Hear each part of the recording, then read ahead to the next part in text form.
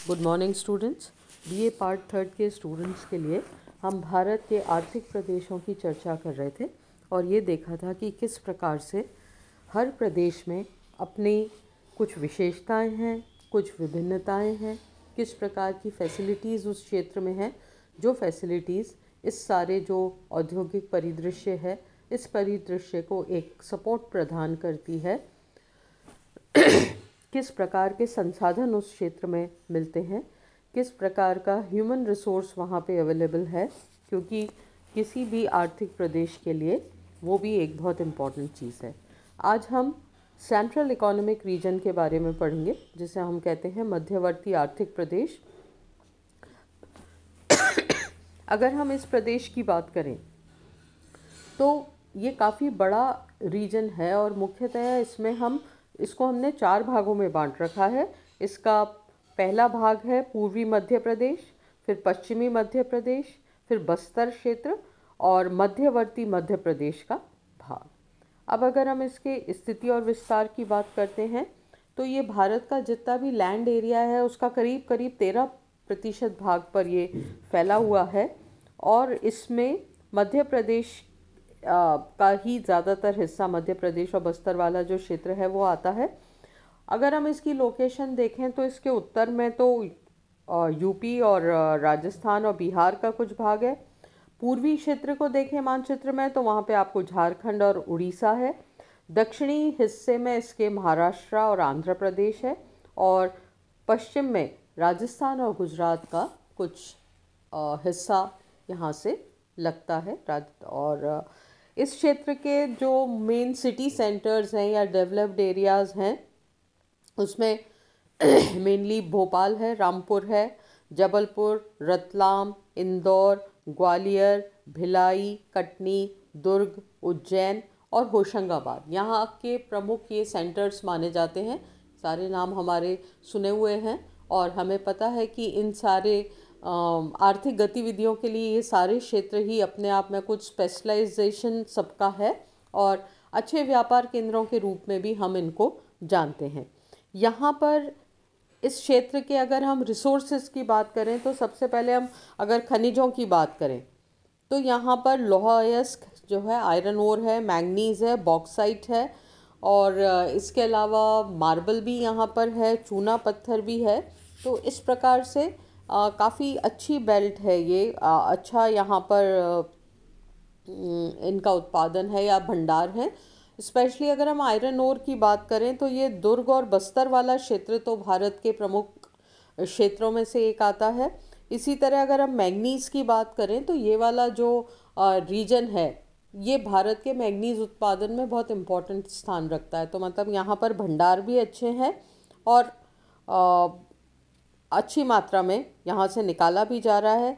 Bauxite की अगर हम बात करते हैं तो यहाँ पर जो ये बालाघाट वाला रीजन है जिसमें कटनी, दुर्ग, बस्तर, कोरापुर ये वाला जो क्षेत्र है यहाँ पर ये अच्छी मात्रा में होता है और जो भंडार हैं वो भी अच्छी मात्रा में है। तो मतलब हमें फ्यूचर के लिए भी इसको हम काफ़ी प्रॉस्परस एरिया के रूप में देखते हैं। फिर हम बात करते हैं कृषि की या कृषि संसाधनों की बात करते हैं तो उसमें हम देखते हैं कि ये जो बेल्ट है, ये जो क्षेत्र है, ये ज़्यादातर इसका अधिकांश भाग जो है ये आर्द्र उष्ण कटिबंधीय क्षेत्र में आता है। अब हमें इसके नाम से ही पता लग जाता है कि यहाँ पर किस प्रकार की जलवायु की दशाएं होगी और ये दशाएं डेफिनेटली कृषि कार्य के लिए भी अच्छी है। तो यहाँ पर अगर हम कृषि फसलों की बात करते हैं तो गेहूँ, चावल, जौ, कपास, बाजरा है, सोयाबीन, गन्ना भी बड़ी मात्रा में होता है। साथ ही साथ तंबाकू और बहुत सारे तिलहन, बहुत प्रकार की दालों का उत्पादन भी यहाँ पर होता है। और सोयाबीन की अगर हम बात करते हैं तो इस क्षेत्र में मेरे ख्याल से भारत के जो सोयाबीन उत्पादक क्षेत्र हैं उसमें इसका बहुत इम्पोर्टेंट स्थान है, मतलब अच्छी मात्रा में यहाँ होता है। अगर हम फॉरेस्ट रिसोर्सेज की बात करते हैं तो जैसा कि यहाँ पे हमने देखा कि उष्णाद्र जलवायु है तो यहाँ पर जो वन पाए जाते हैं उसमें उष्ण आर्द्र वन भी हैं, कुछ हिस्से में पतझड़ी वन भी हैं जो कि हम जैसे मानसूनी वन भी कहते हैं और मूल रूप से हम देखें तो ये मिक्स उसमें पाए जाते हैं। सागवान यहाँ का एक बहुत इम्पॉर्टेंट रीजन है। जो पठारी क्षेत्र है उसमें सागवान के वृक्ष जो है वो बहुतायत से पाए जाते हैं। और उसके अतिरिक्त यहाँ पर साल, शीशम, पलाश है, पीपल है, बड़, आंवला, शहतूत, साखू का है, जारन का वृक्ष है। ये अच्छी मात्रा में पाया जाता है। और वनों की जो डेंसिटी है वो अच्छी है। तो ये जो एरिया है यहाँ पर मतलब ये इनका एक अपना ही एक ये रिसोर्स है, बहुत रिच रिसोर्स है, या इनका एक बहुत इम्पॉर्टेंट वेल्थ जो है वो इस प्रकार के वन संसाधनों में यहाँ पर पाई जाती है। अब हम आते हैं यहाँ की जितनी भी इंडस्ट्रियल एक्टिविटीज़ हैं या उद्योगों के बारे में अगर हम यहाँ के देखते हैं तो आप ये देखिए कि यहाँ पर सबसे जो इम्पोर्टेंट यहाँ का जो औद्योगिक प्रदेश है उसमें भोपाल और जबलपुर का जो क्षेत्र है वो नंबर 1 पे आता है। और फिर इंदौर, उज्जैन और ये वाला जो क्षेत्र है ये सेकंड स्टेज पे हम इसको मान सकते हैं। अगर मेन इंडस्ट्रीज़ की बात करें तो यहाँ पे आयरन एंड स्टील इंडस्ट्री है, एल्यूमिनियम इंडस्ट्री है, सीमेंट इंडस्ट्री है, मैंगनीज से रिलेटेड उद्योग हैं। इसके अलावा मिट्टी और कांच से रिलेटेड उद्योग भी यहाँ पर बड़ी मात्रा में, मतलब पॉटरी इंडस्ट्री जो है वो भी यहाँ पर विकसित अवस्था में है। अब अगर हम फॉरेस्ट के ऊपर जो इंडस्ट्रीज़ बेस्ड हैं उनकी बात करते हैं तो यहाँ ये जो क्षेत्र है यहाँ के वृक्षों में लाख का उत्पादन अच्छी मात्रा में होता है।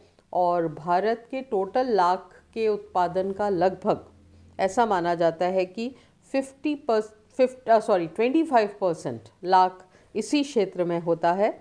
तो ये एक बहुत यहाँ बहुत मतलब इम्पोर्टेंट यहाँ का उद्योग है। और सबसे पहले इसी क्षेत्र में पेपर एंड पल्प इंडस्ट्री की स्थापना की गई थी 1947 में, क्योंकि यहाँ पर उस प्रकार के वृक्षों की वजह से रॉ मटेरियल अवेलेबल है। तो अगर हम अखबारी कागज़ की बात करें तो ये एक बहुत इम्पॉर्टेंट यहाँ का एक इंडस्ट्रियल प्रोडक्ट है। इसके अलावा कटनी का जो क्षेत्र है वहाँ पे रबर उद्योग बहुत इम्पॉर्टेंट है। इंदौर और ग्वालियर में कपड़ा उद्योग के साथ साथ रेशमी कपड़ों का भी बहुत इम्पॉर्टेंट स्थान है। फर्नीचर उद्योग है। इसी के साथ साथ जैसे पेपर एंड पल्प इंडस्ट्री के साथ साथ दिया सिलाई उद्योग भी यहाँ पे बहुत इम्पॉर्टेंट है। और यहाँ पर बीड़ी के भी बहुत कारखाने हैं। वो जो तेंदूपत्ता होता है उसका यहाँ पे बहुत काम होता है और घर घर में इस प्रकार की छोटा उद्योग लगा के बीड़ी भी बनाई जाती है। तो मतलब यहाँ पर खनिज संसाधनों के साथ साथ जो वनीय संसाधन हमें अवेलेबल हैं उस पर भी बहुत सारी इंडस्ट्री जो है वो बेस करती हैं और अच्छी स्थिति में यहाँ पर हैं। अब हम अगर बात करें एग्रीकल्चर बेस्ड इंडस्ट्रीज़ की तो उसमें क्योंकि हमने देखा यहाँ पे गन्ना अच्छी मात्रा में होता है तो शुगर इंडस्ट्री है। इसके अतिरिक्त वस्त्र उद्योग है, जूट से रिलेटेड उद्योग हैं, तंबाकू से रिलेटेड उद्योग हैं, ये भी बड़ी मात्रा में यहाँ पर हैं। और अगर हम स्पेशली वस्त्र उद्योग की बात करें तो भोपाल, जबलपुर, ग्वालियर और इंदौर ये एक बहुत इम्पॉर्टेंट बेल्ट है इसके लिए। इंदौर को तो मिनी बॉम्बे कहा जाता है। यहाँ पे काफ़ी मात्रा में कपड़ों का काम होता है और ये बहुत अच्छा एक बिजनेस सेंटर के रूप में भी विकसित है। शुगर इंडस्ट्री की हम बात कर रहे थे तो वो ग्वालियर और भोपाल के एरिया में ज़्यादा बेस्ड है।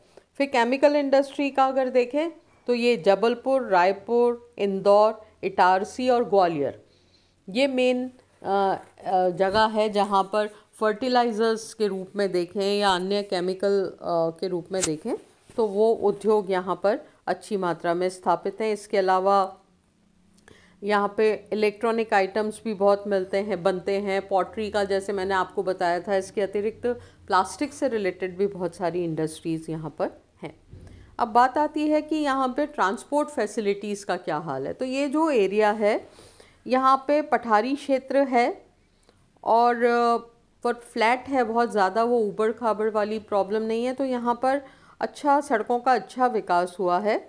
और यहाँ पर अगर हम हाईवेज़ की बात करते हैं तो हाईवे नंबर 3, 6, 7, 12, 16, 26, 43, 75, 78 और 86, ये मेन यहाँ पर हाईवे यहाँ से गुज़रते हैं और इसीलिए ये देश के हर हिस्से से वेल कनेक्टेड है बाय रोड भी।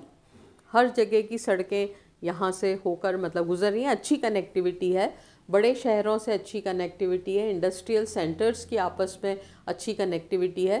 तो रॉ मटेरियल जाना और तैयार माल आना उस तरह की प्रॉब्लम्स इस क्षेत्र में नहीं है।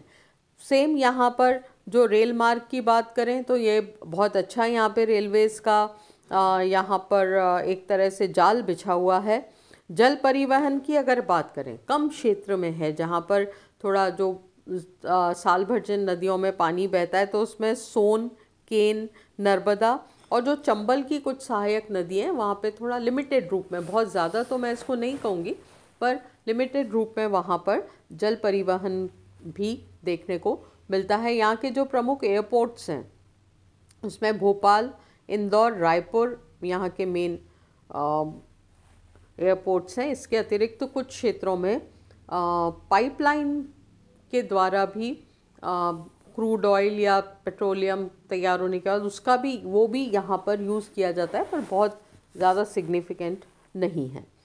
तो ये जो एरिया है ये अपने आप में बहुत अच्छा विकसित एरिया है। इस क्षेत्र में कोई पोर्ट नहीं है क्योंकि इसकी स्थिति क्या है, स्थलीय है, इसकी इनलैंड स्थिति है, तो इसकी वजह से यहाँ पर कोई उस तरह का नहीं है, पोर्ट या पत्तन नहीं है। परंतु यहाँ पर और सारे ट्रांसपोर्टेशन जो है वो इतनी अच्छी अवस्था में है कि यहाँ पर कहीं से भी माल लाना या तैयार माल ले जाना उसमें कहीं पे भी कोई प्रॉब्लम नहीं आती है। तो ये क्षेत्र भी अपने आप में बहुत एक अच्छा आर्थिक प्रदेश है। इसके बाद हम बात करेंगे उत्तरी पश्चिमी क्षेत्र की, वो है नॉर्थ वेस्टर्न इकोनॉमिक रीजन। तो ये वाला जो क्षेत्र है, ये क्षेत्र जो ये आर्थिक प्रदेश है इसमें कृषि भी बहुत ज़्यादा विकसित है क्योंकि ये वो पंजाब वाला या वो नदियों का जो क्षेत्र है इधर वेस्ट की तरफ, उत्तर पश्चिम की तरफ, वो भी इसमें शामिल है। तो ये जो अगला प्रदेश हम पढ़ रहे हैं ये एक मिक्स है दोनों चीज़ों का, अच्छी एग्रीकल्चर के साथ साथ उद्योगों का भी है। तो अगर हम इसकी स्थिति की बात करें या इसके विस्तार की बात करें तो इसका विस्तार राजस्थान, पंजाब, हरियाणा, जम्मू कश्मीर, हिमाचल और दिल्ली का कुछ क्षेत्र है उसको इसमें शामिल किया जाता है। और ये जो क्षेत्र है इसमें आप देखिए तो बड़ा एक मिक्स सा क्षेत्र है क्योंकि इसमें क्या है, मैदानी क्षेत्र भी है, थोड़ा बहुत हिमालय की पहाड़ियों का क्षेत्र भी है, यहाँ पर साथ के साथ कुछ नदियों के क्षेत्र भी हैं। तो ये एक मिक्स कल्चर वाला सा क्षेत्र आपको मिल जाएगा। और आप ये देखिए कि इसका जो वेस्टर्न क्षेत्र है, पश्चिमी भाग है, वहाँ पे हमारी पाकिस्तान से लगती हुई सीमा है, अफ़गानिस्तान, चीन और इसकी अंतर्राष्ट्रीय सीमा इसी क्षेत्र से है। अगर हम इसके उत्तर की तरफ देखें और तो ये उत्तर प्रदेश और पूर्वांचल से इसकी सीमा बनती है। अगर हम इसके दक्षिण की तरफ देखें तो मध्य प्रदेश और गुजरात वो इसकी सीमा बनाते हैं। तो इस प्रकार से ये वो क्षेत्र है जिसकी अंतर्राष्ट्रीय सीमा भारत में सबसे अधिक है। अगर इसके विकसित केंद्रों की बात करें तो अपन इसमें लोकेशन मैप में आप नज़र डालिए तो आपको दिल्ली, चंडीगढ़, जयपुर, गुड़गांव, रोहतक, फरीदाबाद, अमृतसर, रेवाड़ी, श्रीनगर, जम्मू, जोधपुर, उदयपुर, पटियाला, भीलवाड़ा, अजमेर और अलवर, ये सारा जो रीजन है वो इसी क्षेत्र में आता है। इस क्षेत्र को हम बहुत भली भांति जानते हैं क्योंकि हम इसके टच में रहते हैं, यहाँ की परिस्थितियों को हम भली भांति जानते हैं, यहाँ की क्लाइमेट के बारे में जानते हैं। पर ये भी क्षेत्र जो है विविधता वाला क्षेत्र है क्योंकि अगर आप इसमें उत्तर की तरफ जाएंगे तो पहाड़ी क्षेत्र भी है, वनीय संसाधन भी अधिक हैं।